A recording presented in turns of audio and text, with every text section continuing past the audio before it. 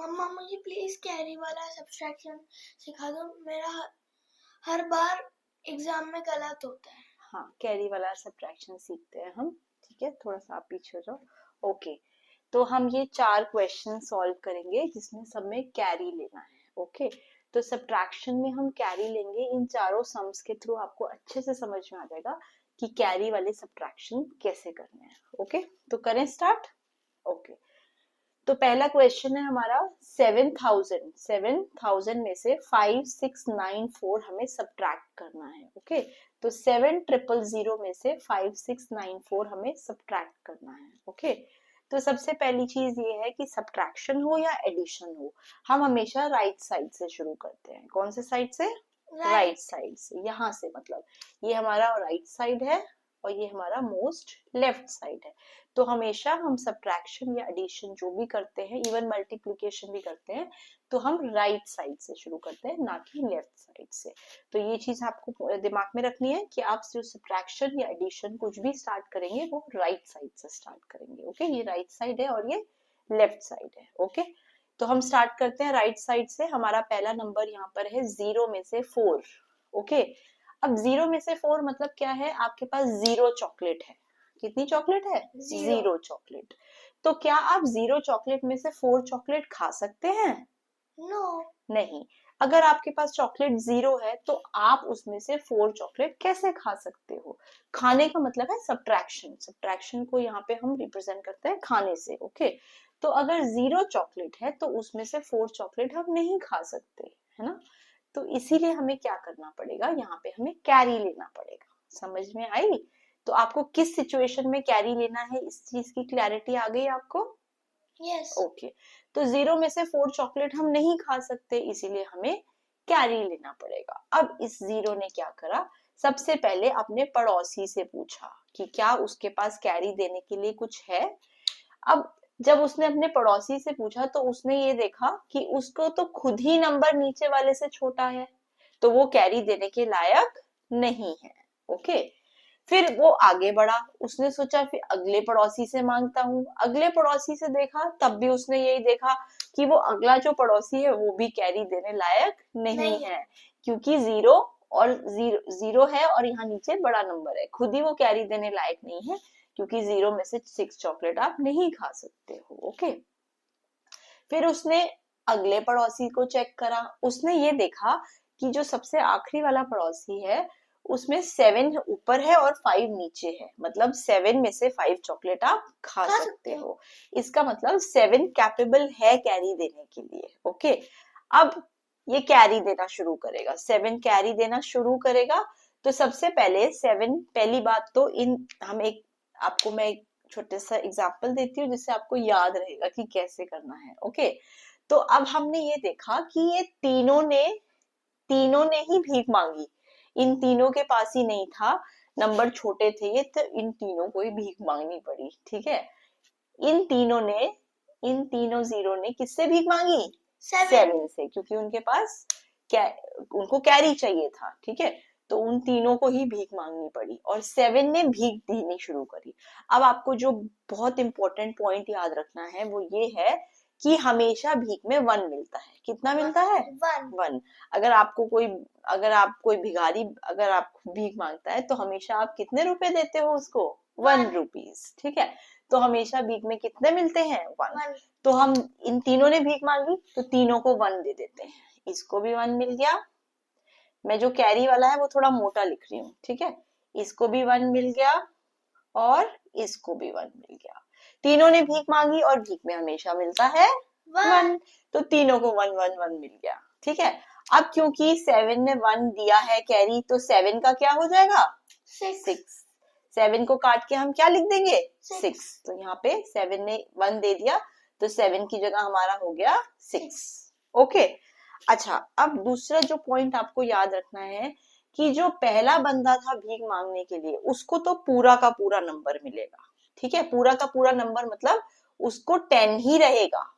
लेकिन जो दूसरे तीसरे या आगे वाले जो बंदे थे जिन्होंने भीख मांगी थी उनको एक कम मिलेगा, हमेशा याद रखना। ठीक है, एक कम मिलेगा, मतलब इसने अगर भीख मांगी है तो इसको कितना मिलेगा?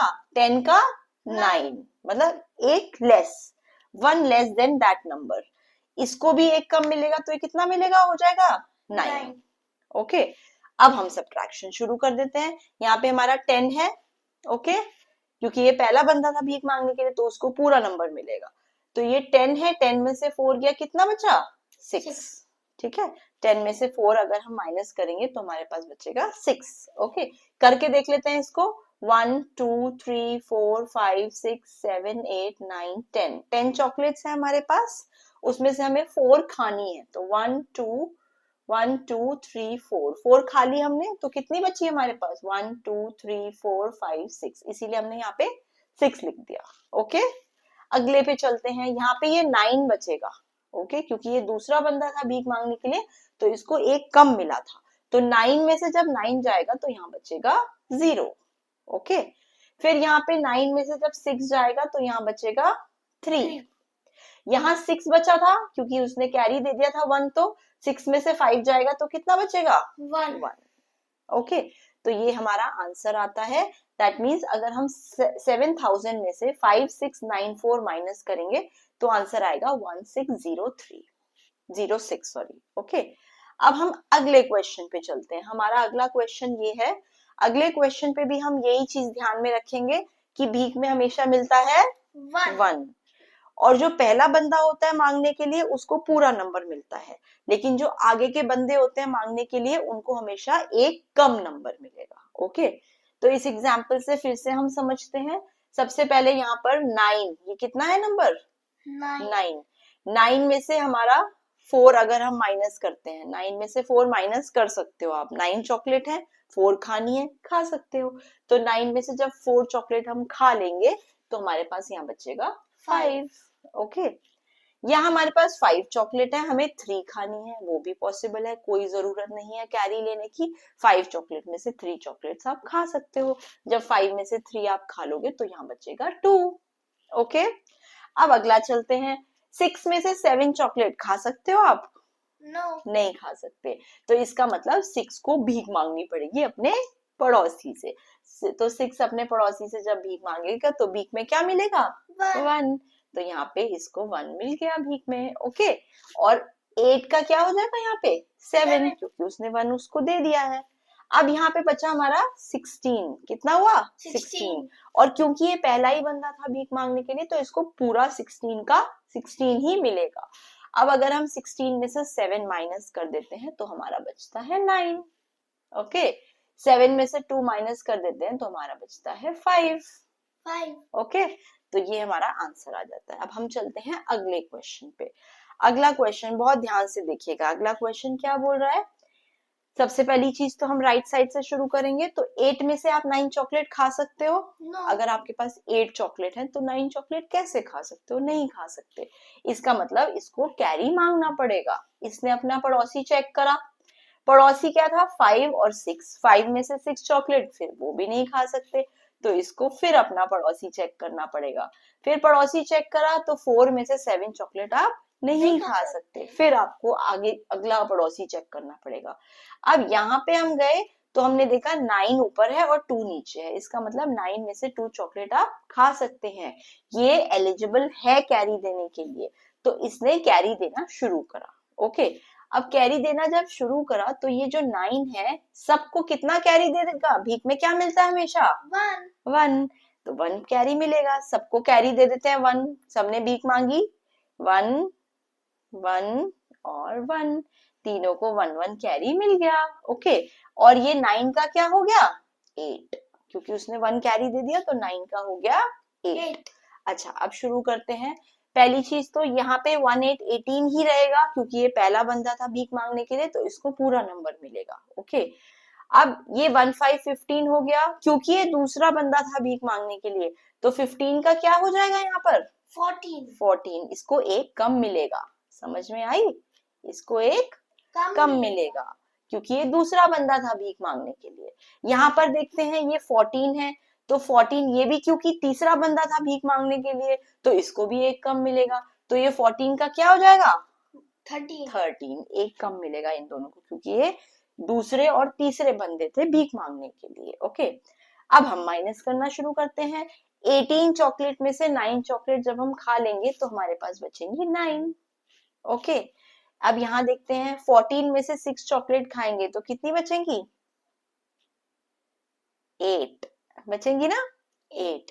13 में से हम 7 चॉकलेट खाएंगे तो कितनी बचेंगी? बताओ जल्दी जल्दी बताओ। 6 चॉकलेट, वेरी गुड। अब 8 यहाँ पे बचा, 8 में से 2 चॉकलेट खाएंगे तो कितनी बचेंगी? फिर से 6। ओके, अगले क्वेश्चन पे आते हैं। अगला क्वेश्चन क्या बोल रहा है? फिर हम देखेंगे, राइट साइड से शुरू करेंगे हमेशा सब्ट्रैक्शन करना। 4 में से 6 चॉकलेट आप खा सकते हो? No. नहीं खा सकते, इसका मतलब इसको भीख मांगनी पड़ेगी। अगले से देखते हैं, क्या आप 0 में से 5 चॉकलेट खा सकते हैं? नहीं खा सकते, इसको भी अगले से भीख मांगनी पड़ेगी। अगेन, क्या आप 5 में से 9 चॉकलेट खा सकते हो? नहीं खा सकते, फिर इसको बराबर वाले से भीख मांगनी पड़ेगी। हाँ, यहाँ पर 7 चॉकलेट में से 6 आप खा सकते हो, इसका मतलब ये कैरी देने के या भीख देने के लायक है। तो यहाँ पे 7 का क्या हो जाएगा? 6, एक कम हो जाएगा। और तीनों को 1-1 कैरी दे देते हैं, इसको भी 1 कैरी मिला, इसको भी 1 कैरी मिला और इसको भी 1 कैरी मिला, क्योंकि भीख में हमेशा मिलता है 1। अच्छा, ये पहला बंदा था भीख मांगने के लिए, तो इसको 1 4 14 का पूरा 1 4 14 ही मिलेगा। क्योंकि ये दूसरा बंदा था भीख मांगने के लिए, तो 10 का क्या हो जाएगा? एक कम कर दो, 9। 10 का हो जाएगा 9। ये तीसरा बंदा था भीख मांगने के लिए, तो 15 का क्या हो जाएगा? 14। समझ आई? अब हम माइनस करना शुरू करते हैं। जब हम 14 में से 8 माइनस करेंगे तो हमारा बचेगा, सॉरी 14 में से 6 माइनस करेंगे तो हमारा बचेगा 8। यहाँ हम 9 में से 5 माइनस करेंगे तो हमारा बचेगा 4। 14 में से यहाँ 9 माइनस करेंगे, कितना बचेगा? 5। 6 में से 6 माइनस करिए जरा, 0। समझ आई? तो हमें इस तरह के जो कैरी वाले सब्ट्रैक्शन है उसमें बस एक ही चीज याद रखनी है कि जब भीख में मिलेगा वो 1 मिलेगा। ओके, हमेशा 1 मिलेगा।